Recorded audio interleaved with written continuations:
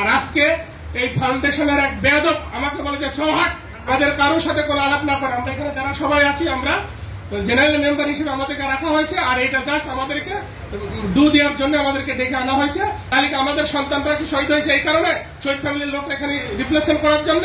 বাংলাদেশের সংবিধান যেখানে আমাদের ছেলেদের রক্তের বিনিময়ে চেঞ্জ করতেছি, আপনার ফাউন্ডেশনের সংবিধান চেঞ্জ করা হবে।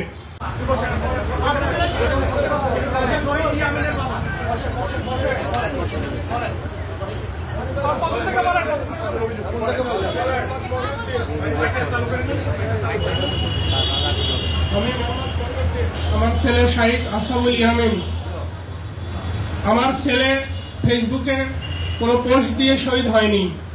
আমার ছেলে কোনো আন্দোলনের পানি খাওয়াইতে যে শহীদ হয় নাই। আমার ছেলে কোথায় পুলিশের সামনে বুক পেতে দিয়ে শহীদ হয় নাই। আমার ছেলে সাধারণ জনগণ ছাত্রদেরকে যখন পুলিশের এপিসি থেকে গুলি ছড়া হচ্ছিল, তখন সেই পুলিশের গুলি থেকে ছাত্র জনতাকে বাঁচানোর জন্য সেই এপিসির উপরে উঠে যায় এবং সেই ঢাকনা বন্ধ করতে যায়। তখন পুলিশ এপিসি থেকে নিচে নেমে তার বুকের বাম পাশে ক্লোজ ডিস্টেন্স থেকে তাকে শটগান দিয়ে গুলি করে। তারপরে সে যখন এপিসির উপরে পড়ে যায় তখন তারা তাকে নিয়ে বিভিন্ন দিকে প্রদক্ষিণ করে, এবং এটা আমার ধারণা যে বিশ্বের সবাই দেখেছে যে আমার ছেলেটার উপর কি অমানবিকতা করা হয়েছে।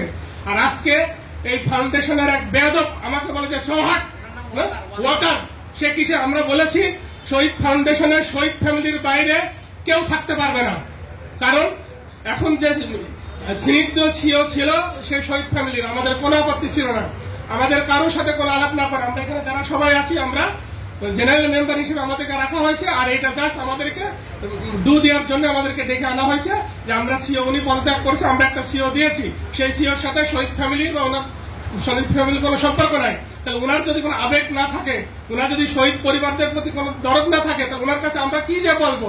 তাহলে কি আমাদের সন্তানরা কি শহীদ হয়েছে এই কারণে, শহীদ ফ্যামিলির লোক এখানে রিপ্লেসমেন্ট করার জন্য? আর ওনারা বলছে যে আমরা কোয়ালিফাইড লোককে বসানো হয়েছে। আমি বলছি যে কে কোয়ালিফাইড না শহীদ ফ্যামিলির ভিতরে?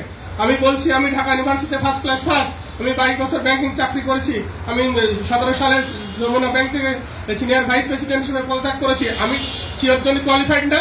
আর কোথেকে কাকে ধরে নিয়ে আসি, কেন হচ্ছে তাকে আমাকে সিও হিসেবে মেনে নিতে হবে? এই কথা যখন বলা হয়েছে তখন ওয়াকার সাহেব এটা আপত্তি করেন, আপনি কেন আপত্তি করেন? কারণ তিনিও হচ্ছে এই শহীদ ফ্যামিলির কেউ না, ওনাকে কেন ওখানে বসানো হয়েছে? ওয়াকার সাহেবের পদবি কি, পরিচয়টা কি? ওয়াকার সাহেব ফাউন্ডেশনের ট্রেজারার ছিল, ট্রেজারার।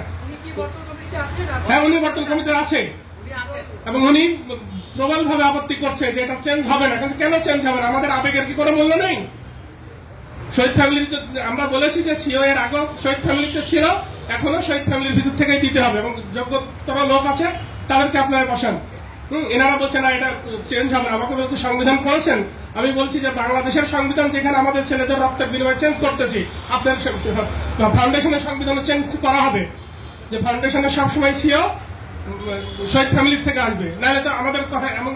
আমি সাধারণ মেম্বার হিসেবে বিভিন্ন শহীদ ফ্যামিলির সাথে যখন কথা বলেছি, তখন এখানকার যারা সহযোগিতামূলক তাদের আচরণ পায় না, প্রফেশনাল আচরণ পায় না, পাবে থেকে কেউ তো ওখানে শহীদ ফ্যামিলির কেউ নাই।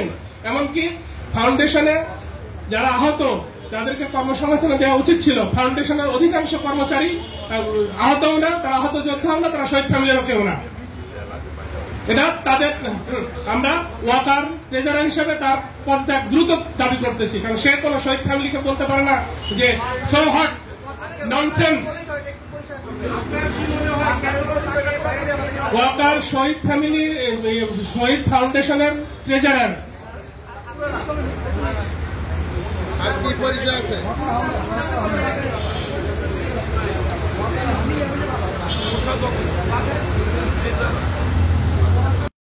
সংবাদ, ফিচার ও অনুষ্ঠানের জন্য ভিজিট করুন সংবাদ প্রকাশের ওয়েবসাইট এবং যুক্ত থাকুন ফেসবুক পেজ ও ইউটিউব চ্যানেলের সঙ্গে।